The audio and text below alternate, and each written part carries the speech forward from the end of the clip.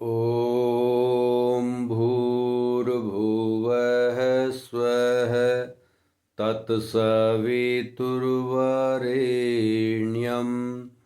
भर्गो देवस्य धीमहि धियो यो नः प्रचोदयात्।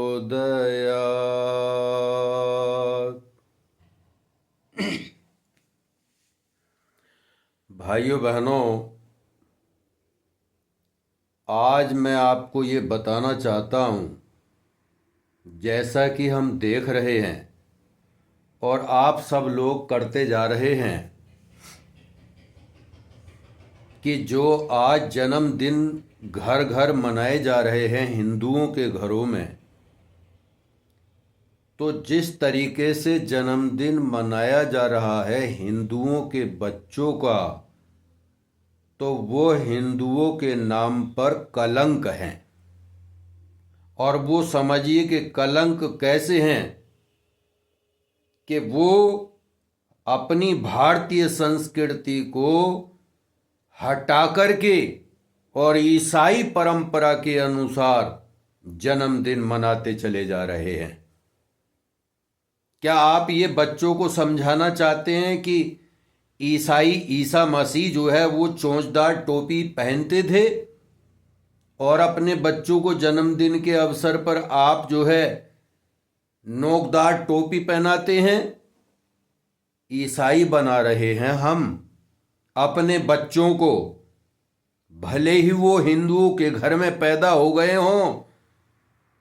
ईसाइयों की टोपी आप जन्मदिन के अवसर पर पहना रहे हैं। कितना अच्छा होता कि आप जैसे रानी झांसी जो हमारे भारत में पैदा हुई और उसने पगड़ी बांधी। भाइयों बहनों, हमारे राणा प्रताप और तमाम वीर जिन्होंने पगड़ी बांध करके हिंदुस्तान का नाम रोशन किया, आप ये क्या संस्कार देना चाहते हैं?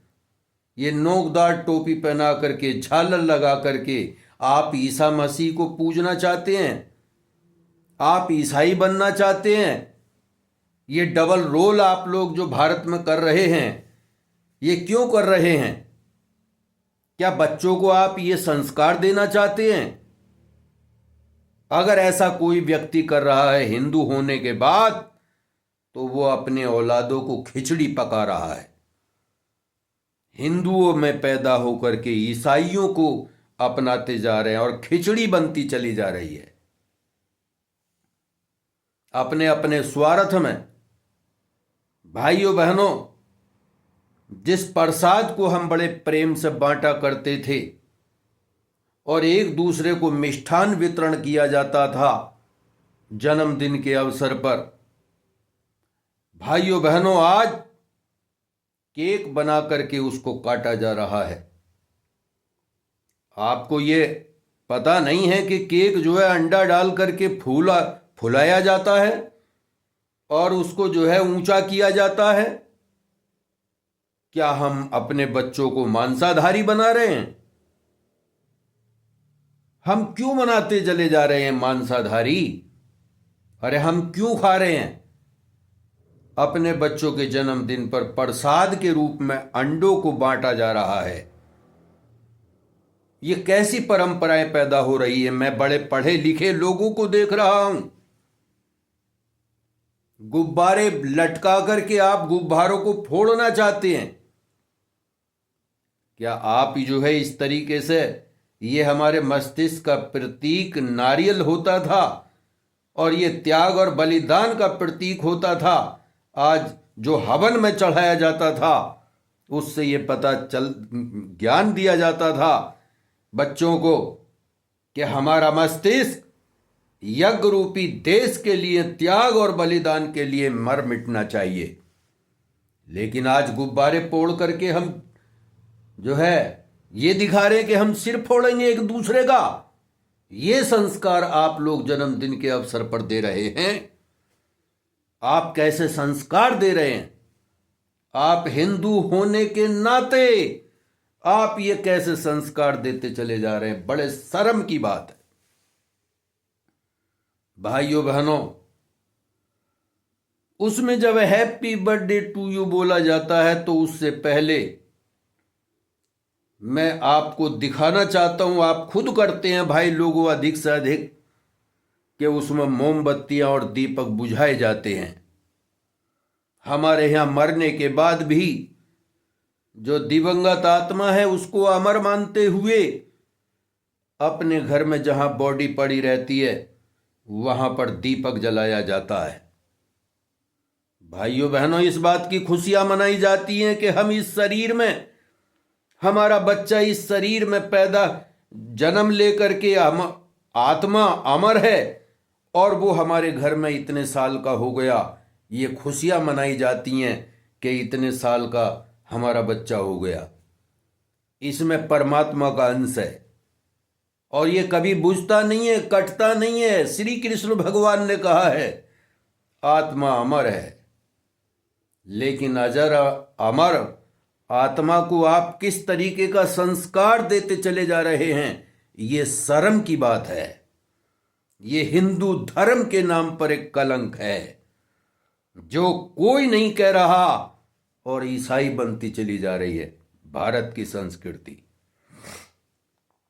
भारत के हिंदू भाइयों बहनों, हैप्पी बर्थडे टू यू बोला जाता है जिसका किसी भी अक्षर का हमारे शरीर से कोई संबंध नहीं। ये एक भाषा ज्ञान है और हम दीप बुझाकर, मोमबत्तियां बुझाकर हैप्पी बर्थडे टू यू कह रहे हैं। ये बच्चों को हम क्या सिखा रहे हैं? अरे हम अब जब दीप जलाते हैं तो अपने घर में बच्चों की इतनी आयु के दीपक जला करके गायत्री महामंत्र का पाठ किया जाता है। परम पूज्य गुरुदेव ने कहा है कि ये 24 अक्षर जब कोई उच्चारण करता है सामूहिक रूप से तो वातावरण परिशोधित होता चला जाता है। यज्ञ के माध्यम से अगर हम आहुतियां देंगे तो इससे निकलने वाली तरंगें और जो 8 प्रकार की जड़ी बूटियों का धुआं है वो हमारे घर की निगेटिव शक्तियों को खत्म कर देता है। अच्छे संस्कार पैदा होते हैं। बोलने वालों का दिल, दिमाग, 6 चक्र जो है जागृत हो जाते हैं, 7 चक्र। भाइयों बहनों, हर अक्षर का संबंध मनुष्य के शरीर से संबंध रखता है। लेकिन आज हमने हैप्पी बर्थडे टू यू बोल दिया। आज पढ़ा लिखा समाज भी यही बोल रहा है जो हमारे हिंदू धर्म के लिए कलंक है। कोई नहीं कह रहा ईसाई बन जाओ, लेकिन सब बनते जा रहे हैं। अभी समाचार देखा था मैंने, कोरोना काल में मेरठ में दलितों को दाल चावल बांट दिए तो बाद में उनको ईसाई बना दिया। लेकिन दलित इस तरीके से बनाए जा रहे हैं और पढ़ा लिखा समाज इस तरीके से बनाया जा रहा है, जो अपने घरों में नर नारियां हैं वो सब उल्टा पुल्टा कर रहे हैं। बाद में कहते हैं कि हमारे बच्चे शादी हमने जो है कर दी और हमें जो है धक्का मार करके वृद्धाश्रम में पहुंचा दिया।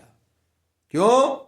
क्योंकि हमने संस्कार तो दिए ही नहीं, हमने वो दायित्व नहीं सिखाया, हमने वो विचार नहीं दिए, हमने वो संस्कार नहीं दिए। हमने तो वो संस्कार दिए हैं, वो विचार दिए हैं जो इस भारत की संस्कृति से हटकर है। ये दुख का विषय है। भाइयों बहनों, हम ऐसी ड्रेस पहनाते हैं ईसा मसीह की तरह। भाइयों बहनों, ये ऐसी ड्रेस की जगह आप धोती कुर्ता पहनते, बच्चों को पहनाते, सादगी की ड्रेस पहनाते तो हमारे बच्चे उनको पहन करके गर्व और गौरव महसूस करते और ये प्रश्न करते माता पिता से, ये ड्रेस किसने पहनी थी? लेकिन आप पहना करके उनको क्या बताना चाहते हैं? आप उनको विचार देना पड़ेगा आपको, और वही विचार जो ईसाई परंपरा का विचार है वो आपको प्रश्न उठाएगा बच्चा और उसका उत्तर देना पड़ेगा। आप लोग अगर हिंदुस्तान के अंदर रहते हैं तो आपको भारतीय संस्कृति के अनुसार अनुसरण करना चाहिए, वरना तो हमारे देश की संस्कृति का पतन हिंदू ही कर रहा है। आज कहाँ दिखाई देती है? पूजा के समय पर भी धोती कुर्ता पहनने को तैयार नहीं है। आज विवाह संस्कार होता है तो वहां पर भी धोती कुर्ता पहनने को तैयार नहीं है। मरणोत्तर संस्कार होता है तो वहां पर भी कोई कोई धोती कुर्ता पहनता है। ये हमारे हिंदुस्तान की ड्रेस, कंधे पर जनेऊ, सर पर चोटी। आज जो आक्रांता हमारे देश को छोटा करने के में लगे हैं, कहीं मुस्लिम जो है इसको जो है जिहाद के नाम पर छोटा करना चाहते हैं, ईसाई अपने तरीके से छोटा करना चाहते हैं, तो आप कहाँ रहेंगे? इस विश्व के अंदर आपका स्थान कहाँ है? ये विचार कीजिए। आज मुझे ये विचार इसलिए कहना पड़ा क्योंकि ये परंपराएं ईसाइयों के धर्म के नाम से जो चल रही हैं जन्मदिन के अवसर पर, इनको रोका जाना चाहिए।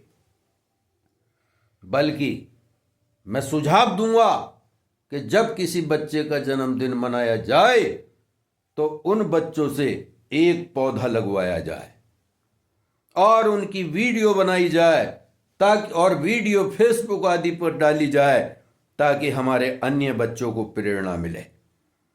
स्कूलों के अंदर जितने बच्चे हैं वो सब अपने अपने घरों पर एक एक पौधा अपने जन्मदिन पर जो है लगाएं, ताकि पर्यावरण शुद्धि की तरफ अभियान चल पड़े। आज सांस लेना दूभर हो रहा है। आज छोटे नवजात बच्चे जो सांस लेने में मुश्किल पैदा कर रहे हैं, उनको मशीनों में रखा जा रहा है। इसलिए हमें पर्यावरण शुद्धि के लिए जन्मदिन के अवसर पर बच्चों को आप एक पौधा लगवाइए। मैं जहां तक पहुंच सकता हूं, अगर आपको जन्मदिन पर विचार देना की बात है, उनको मनाने की बात है, तो आप हमें फोन कर सकते हैं। हम पहुंचेंगे और बच्चों से जन्मदिन मनवाएंगे, उनको प्रेरणा देंगे, घर को प्रेरणा देंगे। भाइयों बहनों, तभी हमारे देश की संस्कृति बच सकती है। ज़्यादा पढ़ा लिखा होना ऐसा नहीं है कि हम जो है अज्ञानता में पहुंच जाएं। हमारे देश के ऋषि अज्ञान नहीं, ज्ञानी थे, विद्वान थे। यहाँ के वातावरण के अनुसार उनकी ड्रेस थी, उनके विचार थे, संस्कार थे। आज हमें उन्हें भूलना नहीं चाहिए, वरना तो आने वाली पीढ़ी हमें जो है दुत्कारेगी और ये कहेगी कि हम हिंदुस्तान में पैदा हुए थे, लेकिन विचार संस्कार हमारे कैसे बना दिए। भाइयों बहनों, ध्यान रखना। धन्यवाद।